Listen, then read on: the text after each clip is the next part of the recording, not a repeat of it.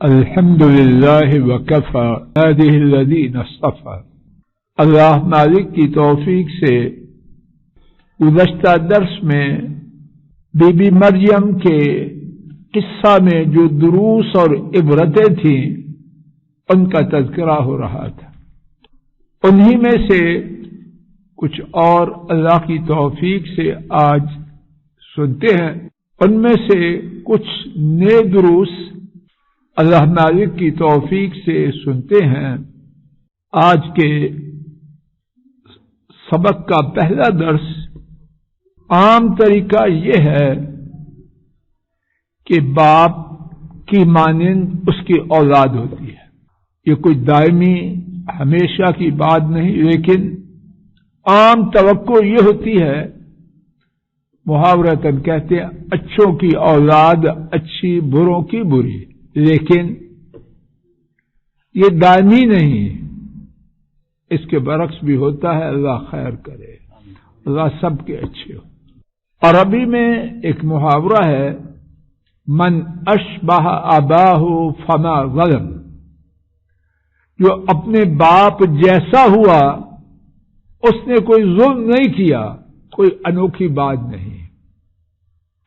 باپ بڑا پڑھا لکھا تھا، وہ بھی پڑھا لکھا ہوا، ٹھیک ہے، کوئی اچنبے کی بات نہیں، لیکن ایک کوچوان کا بیٹا بہت زیادہ پڑھ جائے یہ ایک اچنبے کی بات ہے، یا پڑھے لکھے آدمی کا بیٹا کوچوان بن جائے تو افسوس کی بات ہے۔ معاذ اللہ، کوچوان کے پیشے کی بات نہیں، مثلاً پڑھ، تو یہ اس میں تعجب ہے۔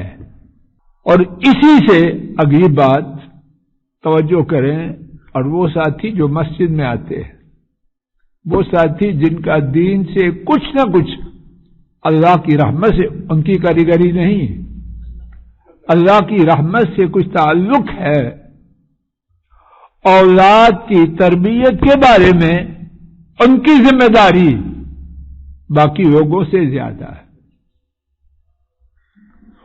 ان کا بچہ اللہ نہ کرے کسی کا ایسا نہ ہو، جب راستے سے بھٹکے گا تو اس کو ملامت عام لوگوں کے برابر ہوگی۔ اللہ نہ کرے کسی کوئی برا نہ ہو، ایک آوارہ شخص کا بچہ آوارہ ہو، تکلیف کی بات ہے، اللہ کسی کا نہ ہو، لیکن اس کے ساتھ دوسرا بچہ ایک اچھے آدمی کا ہو، وہ بھی آوارہ ہو، تو دونوں میں سے ہر دیکھنے والے کو تعجب، غصہ، پریشانی جو ہو سکتا ہے کس پر زیادہ ہوگا؟ اچھے والے، اچھے کے بیٹے پر، کہ وہ تو تھا، تو کدھر چلا گیا؟ آئیے بی بی مریم کے قصے میں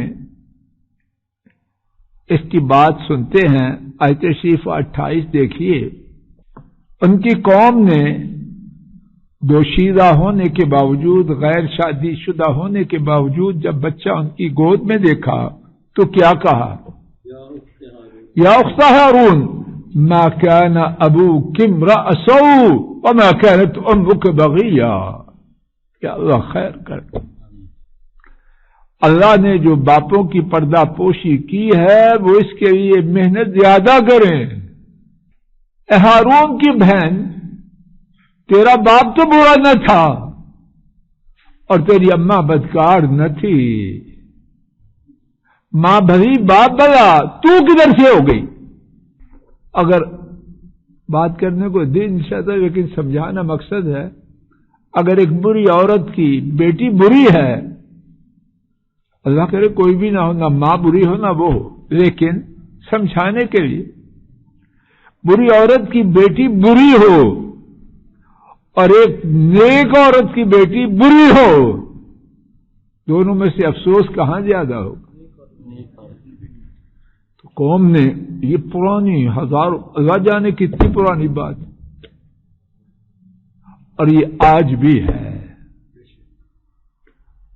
آئیے باپوں کی اس بارے میں ذمہ داری کا احساس کرنے والی ایک شخصیت کی بات سنتے ہیں۔ امام طبری نے روایت کیا جناب فاروق امیر المومنین رضی اللہ تعالی عنہ جب وہ لوگوں کو کسی بات سے روکتے تو اپنے سارے کنبے کو جمع کر لیتے. آل فاروق ان کی شامت آ جاتی، پوتے نواسے جو ہو سکتے تھے، اور ان سے فرماتے سنو میں نے لوگوں کو اس بات سے روکا ہے اور لوگ تمہاری طرف اس طرح دیکھ رہے ہیں جیسے چیل نیچے زمین پر چلتے ہوئے شخص کے گوشت کی طرف دیکھتی ہے جو گوشت لے کے جا رہا ہے. کہتے ہیں کہ چیل کی نگاہ بڑی تیز ہوتی ہے اور گوشت کو دیکھ کے تو اس کے لیے صبر کرنا ایسے ہی ہے. گاؤں والے لوگ زیادہ جانتے ہیں. اور پھر کیا فرمایا؟ اللہ کی قسم اگر میں نے دیکھا کہ تم میں سے کسی نے وہ کام کیا ہے، اگر تم میں سے کسی نے وہ کام کیا ہے جس سے میں نے لوگوں کو روکا ہے تو تمہارے لیے دگنی سزا ہے. افسوس میرے ایسے ناکارے درس دیں اور چراغ تلے اندھیرے والی بات، یا بڑھئی کا دروازہ ٹوٹا ہوا. عربی میں محاورہ ہے باب النجار مکسور، لوگوں کے دروازے بنا رہا کارپینٹر ہے اور اپنے گھر کا دروازہ ٹوٹا ہوا وقار صاحب، تو اس کی شامت بیگم صاحبہ کی طرف سے زیادہ آئے گی کم آئے گی؟ دن رات اس کو ماشاءاللہ قصیدے ہی ملیں گے. پتہ نہیں کس کس کو یہ بات پہنچ رہی ہے. اور اگر نیک آدمی کا بچہ اللہ کسی کا نہ کرے، اس لیے کوئی درس دینے کے نشے میں، دعوت و تبلیغ کے نشے میں، اسلامی نظام قائم کرنے، سب کو یہ بات ہے، اسلامی نظام قائم کرنے کے نشے میں، جہاد کے نشے میں اپنی اولاد کو نہ بھولے، اپنے کنبے کو نہ بھولے. اس کے کنبے کی بربادی کتنے لوگوں کی بربادی کا سبب بنے. اپنی جگہ ان کی برائی زیادہ بری ہے معاشرے. ایک اور فائدہ دیکھیے آیت شریفہ نمبر 33 میں جناب عیسیٰ علیہ السلام نے کیا کہا؟ والسلام علی یوم ولدت ویوم اموت ویوم ابعث حیا. بعض مفسرین نے لکھا کہ سلام سے مراد یہ ہے کہ وہ چیز مل جائے جس سے امان مل جائے، اللہ کی پناہ مل جائے، نعمتوں کے باقی رہنے کی ضمانت مل جائے، اور آفات کے جانے کی اللہ کی طرف سے امان ضمانت، اس کی امان مل جائے. تو عیسیٰ علیہ السلام اسی وقت سے حکم الہی سے اللہ سے سوال کر رہے ہیں کہ اللہ جو نعمتیں دی ہیں وہ باقی رہ جائیں، جو آفتیں ہیں وہ ٹل جائیں. عیسیٰ علیہ السلام نے کب سے دعا شروع کی؟ حکم الہی سے. جب کہاں تھے تو دعا کب سے کرنی چاہیے؟ جب سے بندے کو ہوش آئے. دعا والا کام وہ نہیں کہ جب پھنسیں گے تو پھر کریں گے. چلو ٹھیک ہے، وہ بھی ہمارا دین روکتا نہیں مصیبت کے وقت دعا کرنے سے، لیکن اصل دعا کا کب کی ہے؟ بولو. دیسی مثال روزمرہ کی، میرا اور آپ کا دوست وہ ہے جب سر پہ ڈنڈا پڑے تو آ جائے، I am your best friend, تو کوئی اس کو قریب کرے گا کہ چل. جب مزے میں تھا تو تب کہاں تھا؟ بیسٹ فرینڈ کون ہے؟ بیسٹ فرینڈ وہ ہے جب تم ضرورت مند ہو، وہ اس وقت تیرا دوست. اور اللہ تو کبھی بھی ضرورت مند نہیں، لیکن شاندار بندہ وہ ہے جو اس وقت اللہ سے مانگے جب اس کو کوئی مصیبت نہ ہو۔ اور حدیث شریف میں ہے کہ جو چاہے کہ سخت مصیبتوں میں اور بہت زیادہ غموں میں اس کی فریاد قبول کی جائے، کیا کرے؟ آسانی کے زمانے میں، سکھ کے زمانے میں زیادہ دعائیں۔ یہ دعاؤں کے پورا کروانے کے لیے اللہ کے فضل و کرم سے ماسٹر کی ہے۔ تو یہ والسلام پیدا ہوتے ہی دعاؤں کے حکم الہی سے ہوا ہے، اور انسانیت کی تعلیم ہے کہ دعا مصیبت کے کرنے کے لیے مصیبت کے آنے کا انتظار نہ کرو، پہلے سے شروع۔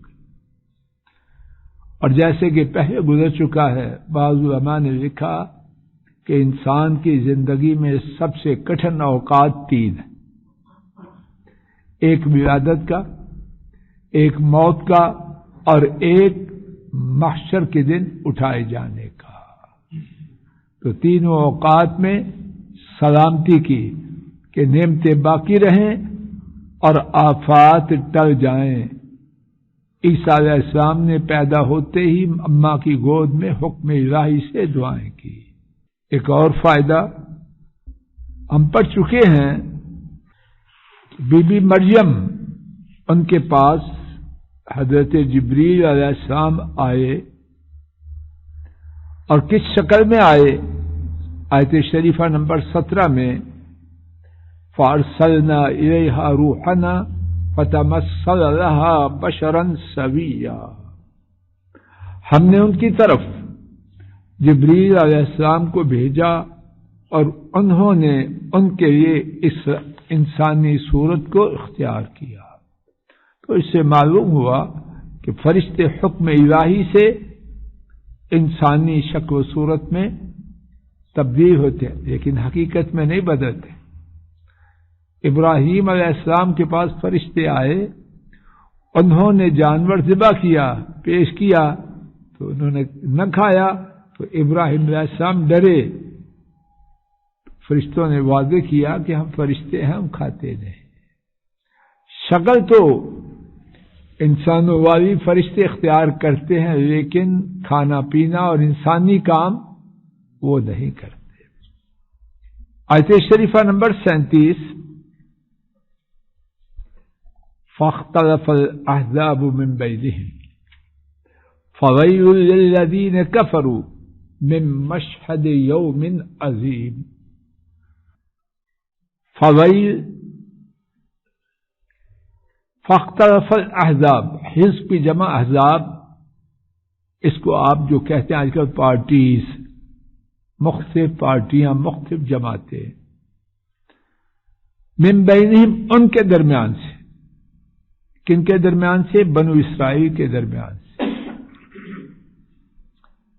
فویل، لام پر آپ سن رہے ہیں 2 پیشے ہیں، اور نون کی آواز پر فوی پڑھیے، یہ نون کی جو آواز اس کو کہتے ہیں تنوین، اور تنوین کے فوائد ہیں۔ یہاں جو فائدہ ہے کہ بہت بڑی ویل، اور ویل کا معنی ہلاکت، ان کے لیے بہت بڑی ہلاکت ہے۔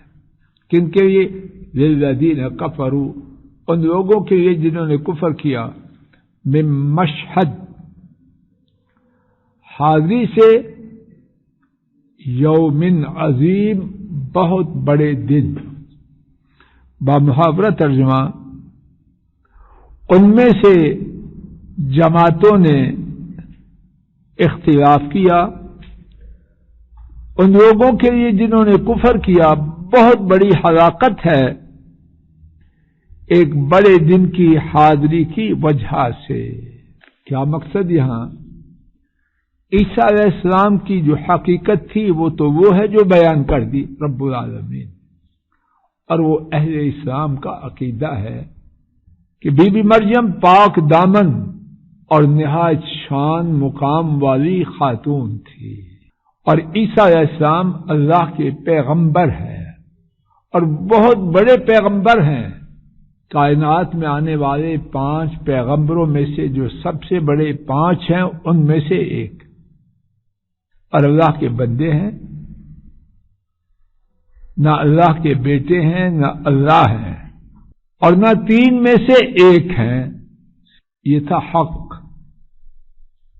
اب جماعتوں نے، اور کن کی جماعتوں نے؟ بنو اسرائیل کی جماعتوں نے۔ یہ بات پہلے بھی گزر چکی ہے۔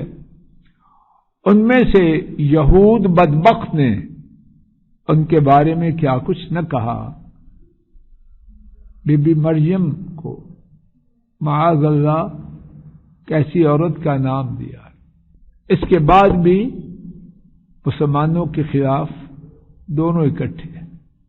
اتنی زیادہ نصرانیوں کی توہین کہ ان کے نبی کی ماں اس کو کیا قرار دیا، اور اس نبی کی ولادت کس طرح ہوئی؟ مسجد اجازت نہیں دیتی کہ کھل کے بات کی جائے، لیکن دیکھیے اسلام دشمنی کہ مسلمانوں کی دشمنی میں دونوں یکجان اور 2 جسم بنے ہیں کہ نہیں؟ کس میں؟ اور اپنا حال یہ ہے۔ انشاءاللہ اسی مقام سے کل کی گفتگو کا آغاز ہوگا۔ صلی اللہ تعالی علی خیر خلقہ وعلی آلہ واصحابہ واہل بیتہ واتباعہ الی یوم الدین، آمین یا رب العالمین، آمین یا رب العالمین۔ السلام علیکم ورحمۃ اللہ۔ یہ ڈاکٹر فضل الہی صاحب کا آفیشیل یوٹیوب چینل ہے۔ اس کو لائک، سبسکرائب اور شیئر کریں، اور بیل آئیکن پریس کریں تاکہ نئے آنے والی ویڈیوز کا نوٹیفیکیشن آپ کو موصول ہو سکے۔ جزاکم اللہ خیر۔